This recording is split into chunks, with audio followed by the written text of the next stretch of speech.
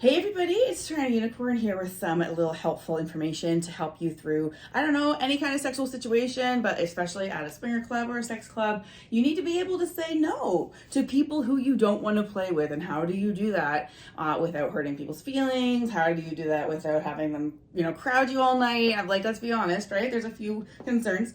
And so, yeah, let's talk about that. So, when I am running a scene, first of all, I have to get this out of the way. When I'm running a scene for women to help them have gangbangs or things like that, I actually let them know of one of my hard limits. And I say, I'm not here to reject men or make men have a bad night. I said, if they're participating in a scene, we're going to treat them well, even if their dick doesn't work kind of thing. And everyone so far has agreed. Like, it's not been an issue. But that's just how I roll because these guys are participating, they're human, right? Whatever. But I just have to say that sometimes you have to decline somebody from the scene. And it's not always easy and you're going to hurt feelings. And so I wanted to pass on some of the wisdom because I get asked this all the time. How do I say no? And first of all, one of the worst things you can do is lie. Because if you say, oh, I just need to go to the bathroom, well, eventually you're going to come out of the bathroom and then you're going to need a new excuse, right? So that's not good. But if you actually do just want to decline someone's energy, meaning you don't want to play with them, maybe you don't even want to talk to them, you could literally just look at them and say, no, thank you, and turn your body away. There's no room for negotiation there. A no is a no. It's a polite no, but it's still a firm no. After all, a no is a no for everything, right? In those environments, consent is important. So that's one way. One way is to just say, you know what, I'm just not really feeling this vibe anymore. I'm just going to call it a night here. And that's it. If they might be like, oh, really? Why? What happened? And then it's up to you if you want to say something like, I didn't like that you crossed the boundary or whatever it is, but you don't have to. You also could just say, I'm just going to call it a night. Who cares if you're fucking rude? You're never going to see that person again anyways. You know what I'm saying though? If you really need to get out of a situation, you need to enforce your boundaries. One of the worst things you can do is say yes when you really want to say no because you're afraid of hurting somebody's feelings. That's not why people go to a sex club, okay? People go there to have good experiences and good choices. So I have to say this, if you are rejected by somebody, and I hate to use that word, but that's what it can feel like and that's what it is.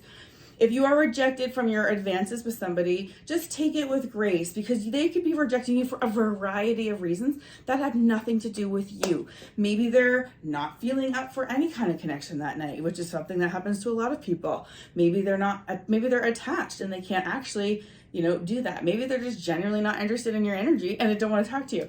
All I know is you need to be able to approach people, and I'll do videos. I even have videos about that, and the advice playlist, and I have a playlist called Advice for Singles Wanting to Go to Oasis but Don't Want to Go Alone. It is literally meant for people who are like, fuck, I really want to go, but none of my friends will come with me. All right, I got you covered. So you'll find a link to that in the description of the video.